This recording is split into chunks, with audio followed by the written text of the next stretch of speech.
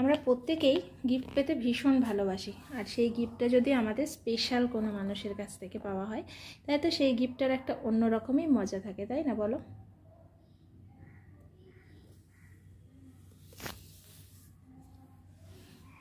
তো এই দেখো, এই হচ্ছে সেই গিফটটা।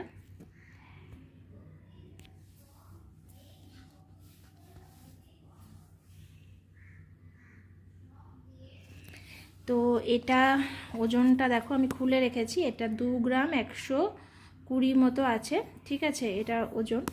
আর এখনের হিসাবে তোমরা ধরে বুঝতেই পারবে আজকের দাম হিসাবে কেমন পড়ছে, কারণ সোনা তো আর পুরনো দামের ওপর নির্ভর করে না, প্রতিদিনের দামের ওপর।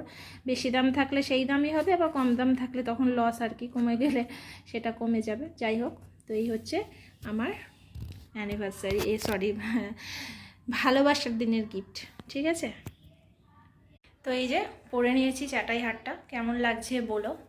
আমার ইচ্ছা ছিল ব্ল্যাক কালারের নেওয়া, কিন্তু ব্ল্যাক কালারেরটা সোনাটাও একটু কম ছিল, আর সুমিতের আবার ব্ল্যাকের থেকে রেডটা বেশি পছন্দ হয়েছে। রেডের যে স্টোনটা বলছে অনেক বেশি গ্লেজি, ব্ল্যাকেরটা অতটা গ্লেজি মনে হচ্ছিল না, আর ব্ল্যাকের সোনাটাও অনেকটা কম ছিল। কিন্তু ব্ল্যাকের যেটা ছিল এই জায়গাটা আর এই জায়গাটা, এই দুটো জায়গাতেও কিন্তু দুটো ফুল ছিল, কিন্তু এই মিডিলের ফুলটা অনেকটাই ছোট, ফলে ওটা সোনাটা অনেকটা কম ছিল, কিন্তু এটা মিডিলেরটা অনেকটা বড়।